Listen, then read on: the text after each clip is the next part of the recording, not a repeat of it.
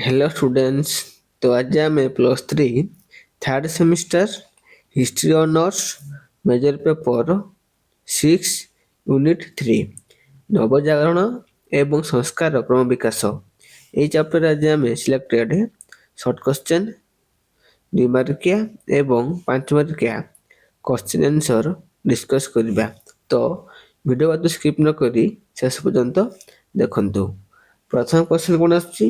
ଢେର ଶତାବ୍ଦୀରେ ଇଟାଲୀ ସମ୍ଭବତଃ ନବଜାଗରଣ ବା ପୁନର୍ଜାଗରଣର ନବରବି କିରଣ ପ୍ରାଚୀନତାର ଛାଇ ଆଢେଇ ସମଗ୍ର ୟୁରୋପ ମହାଦେଶରେ ବ୍ୟାପି ଯାଇଥିଲା।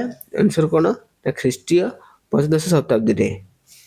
ପରବର୍ତ୍ତୀ ପ୍ରଶ୍ନ, ପ୍ରାଚୀନ ଏବଂ ମଧ୍ୟଯୁଗର ଶବ ଉପରେ ଛିଡ଼ା ହୋଇ ଆଧୁନିକ ଯୁଗର ତୁର୍ଯ୍ୟନାଦ କରିଥିଲା ନବଜାଗରଣ ଏବଂ ଡେସ୍ ଭୌଗୋଳିକ ଆବିଷ୍କାର। ପରବର୍ତ୍ତୀ ପ୍ରଶ୍ନ, ସର୍ବବିଧ ପରିବର୍ତ୍ତନର ଜନନୀ ଥିଲା ଡେସ୍ ମୁଦ୍ରଣ ଯନ୍ତ୍ର। ପରବର୍ତ୍ତୀ ପ୍ରଶ୍ନ, ରେନେସାଁ ଏକ ଡେସ୍ ଶବ୍ଦ ଅଟେ? ରେନେସାଁ ଏକ ଫରାସୀ ଶବ୍ଦ ଅଟେ। ଏହାର ଅର୍ଥ ହେଉଛି ପୁନର୍ଜନ୍ମ। ପରବର୍ତ୍ତୀ ପ୍ରଶ୍ନକୁ ଆସିବା, ଡେସ୍ ଖ୍ରୀଷ୍ଟାବ୍ଦରେ ଫରାସୀ ଐତିହାସିକ ଜୁଲେ ମିକଲେ ଇତିହାସରେ ସର୍ବପ୍ରଥମେ ରେନେସାଁ ଶବ୍ଦ ବ୍ୟବହାର କରିଥିଲେ 1855 ଖ୍ରୀଷ୍ଟାବ୍ଦରେ। ପରବର୍ତ୍ତୀ ପ୍ରଶ୍ନ, 1789 ଖ୍ରୀଷ୍ଟାବ୍ଦରେ ଡେସ୍ ସାମନ୍ତବାଦ ମୂଳୋତ୍ପନ୍ନ କରିଥିଲେ? ନା ଫରାସୀ ବିପ୍ଳବ। ପରବର୍ତ୍ତୀ ପ୍ରଶ୍ନ, ସହରର ବ୍ୟବସାୟୀ ବାଣିଜ୍ୟକୁ ନିୟନ୍ତ୍ରଣ ଓ ପରିଚାଳନା କରୁଥିଲେ ଦୁଇଟି ସଂଘ, ଯଥା ବଣିକ ସଂଘ ଓ ଡେସ୍ କାରିଗର ସଂଘ। ପରବର୍ତ୍ତୀ ପ୍ରଶ୍ନ, ଖ୍ରୀଷ୍ଟୀୟ 1400-1500 ଶତାବ୍ଦୀରେ ସଂଘଟିତ ପରିବର୍ତ୍ତନ ନୂତନତାକୁ ପରିବର୍ତ୍ତନ ଯୁଗର ଡେସ୍ ନାମରେ ନାମିତ କରାଯାଇଥିଲା? ନା ନବଜାଗରଣ।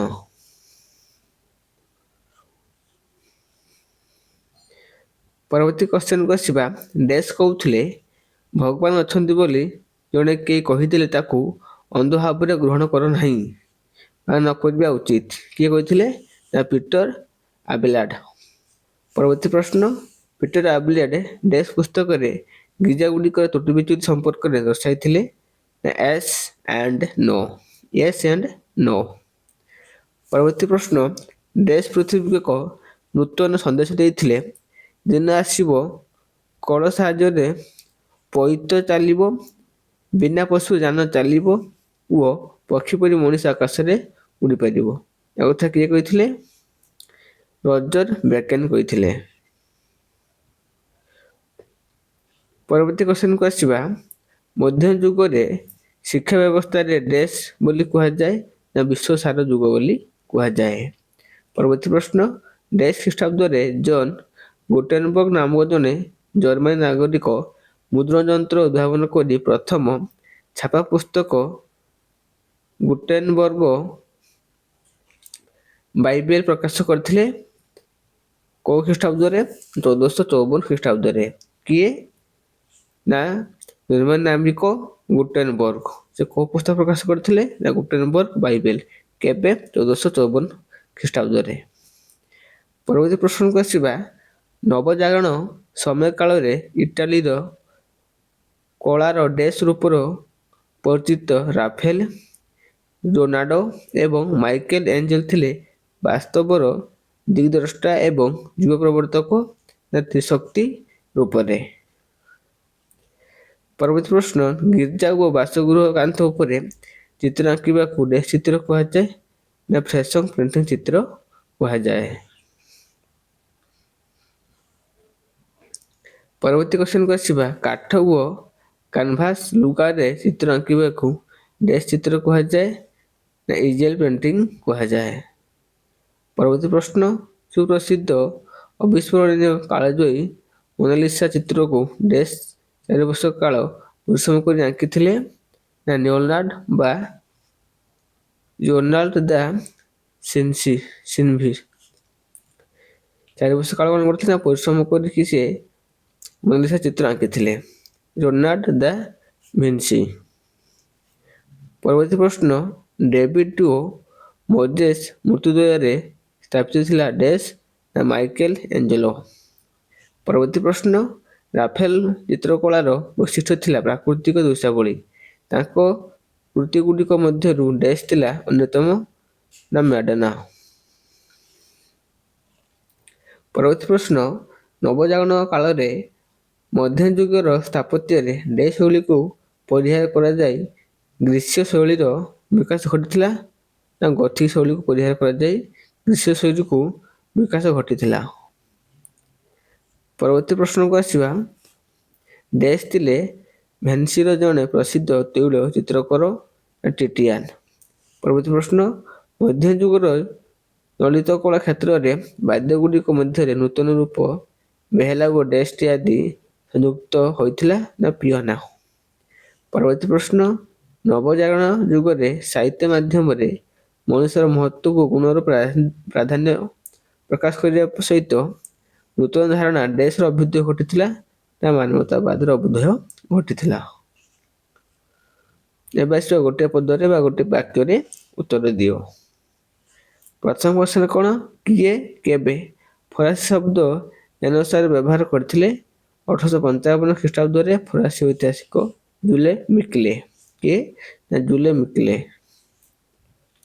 ପରବର୍ତ୍ତୀ ପ୍ରଶ୍ନ, ଖ୍ରୀଷ୍ଟାବ୍ଦରେ 1100 ରୁ 1400 ଶତାବ୍ଦୀ ମଧ୍ୟରେ ମୁସଲମାନ ଓ ଖ୍ରୀଷ୍ଟିଆନମାନଙ୍କ ମଧ୍ୟରେ କେଉଁ ଧର୍ମଯୁଦ୍ଧ ସଂଗଠିତ ହୋଇଥିଲା ନା କ୍ରୁସେଡ୍ ଯୁଦ୍ଧ। ପରବର୍ତ୍ତୀ ପ୍ରଶ୍ନ, ବାସ୍ତବ କ'ଣ ଜାଣି ଅନ୍ଧ ଭାବରେ କୌଣସି ଚିନ୍ତାଧାରା ବା ପ୍ରଚାର ଗ୍ରହଣ କରିବା ଅନୁଚିତ। ଏହା କାହାର ଉକ୍ତି ଥିଲା? ଏହା ଥିଲା ପିଟର ଆବିଲେଟଙ୍କର ମତ ଥିଲା ବା ଉକ୍ତି ଥିଲା। ପରବର୍ତ୍ତୀ ପ୍ରଶ୍ନ, କିଏ କହିଥିଲେ ସତ୍ୟତା ଅନୁସନ୍ଧାନ ନ କରି କୌଣସି ଜିନିଷ ଗ୍ରହଣ କର ନାହିଁ, ଅନ୍ଧବିଶ୍ୱାସୀମାନଙ୍କ ଦ୍ୱାରା ଶାସିତ ହୁଅ ନାହିଁ ବା ପୃଥିବୀକୁ ନିରୀକ୍ଷଣ କର ନାହିଁ। ରଜର ବେକେନ୍।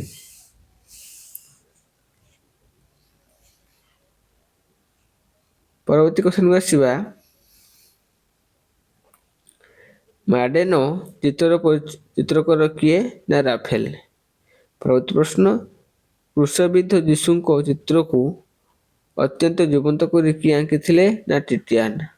ପରବର୍ତ୍ତୀ ପ୍ରଶ୍ନ, ଡନ୍ କ୍ୱିଜୋଟ୍ କାହାର ସାହିତ୍ୟ କୃତି ଥିଲା ନା ସର୍ବେସିଏଣ୍ଟଙ୍କ।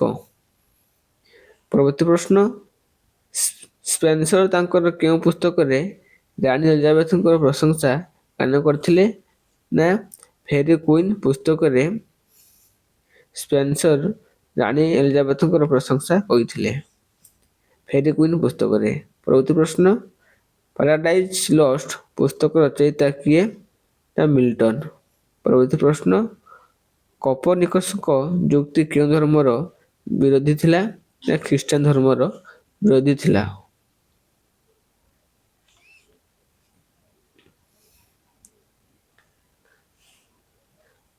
ପରବର୍ତ୍ତୀ ପ୍ରଶ୍ନ, ଆଧୁନିକ ଘଣ୍ଟାର ପେଣ୍ଡୁଲମ୍ କିଏ ଉଦ୍ଭାବନ କରିଥିଲେ ନା ଗାଲିଲିଓ। ପରବର୍ତ୍ତୀ ପ୍ରଶ୍ନ, କିଏ ମତ ବ୍ୟକ୍ତ କରିଥିଲେ ଯେ ପୃଥିବୀ, ଚନ୍ଦ୍ର, ସୂର୍ଯ୍ୟ ଅନ୍ୟାନ୍ୟ ଗ୍ରହ ନକ୍ଷତ୍ରମାନଙ୍କ ମାଧ୍ୟମରେ ଆକର୍ଷଣ ଶକ୍ତି ଥିବାରୁ ସାରା ବିଶ୍ୱ ବ୍ରହ୍ମାଣ୍ଡର ସେଗୁଡ଼ିକ ପରସ୍ପରକୁ ଆକର୍ଷଣ କରି ଶୂନ୍ୟମଣ୍ଡଳରେ ଭାସମାନ ଅବସ୍ଥାରେ ରହିଛନ୍ତି। ସାର୍ ଆଇଜାକ୍ ନ୍ୟୁଟନ ଏଟା କହିଥିଲେ। କିଏ ନା ନ୍ୟୁଟନ କହିଥିଲେ। ପରବର୍ତ୍ତୀ ପ୍ରଶ୍ନ, କାଥୋଲିକ ଧର୍ମର ମୂଳମନ୍ତ୍ର କ'ଣ ଥିଲା? ଯୀଶୁଙ୍କ ଉପରେ ଆସ୍ଥା ସ୍ଥାପନ କର। ପରବର୍ତ୍ତୀ ପ୍ରଶ୍ନ, କେବେ ଇସାବେଲା ଫର୍ଡିନାଣ୍ଡଙ୍କୁ ବିବାହ କରିଥିଲେ? 1478 ଖ୍ରୀଷ୍ଟାବ୍ଦରେ। ପରବର୍ତ୍ତୀ କ୍ୱେଶ୍ଚନ ନମ୍ବର 15କୁ ଆସିବା, ରୁଷ ବିପ୍ଳବ କେବେ ସଂଗଠିତ ହୋଇଥିଲା?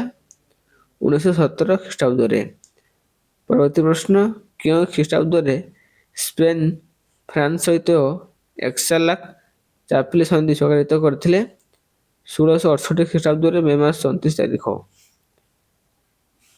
ପରବର୍ତ୍ତୀ ପ୍ରଶ୍ନ, କିଏ କହିଥିଲେ ଚତୁର୍ଦ୍ଦଶ ଲୁଇଙ୍କର ମୃତ୍ୟୁ ଖବର ପ୍ରଚାରିତ ହେବା କ୍ଷଣି ସମଗ୍ର ଫ୍ରାନ୍ସରେ ଆନନ୍ଦର ଲହରୀ ଖେଳିଯାଇଥିଲା ନା ସେଣ୍ଟ ସାଇମନ କହିଥିଲେ।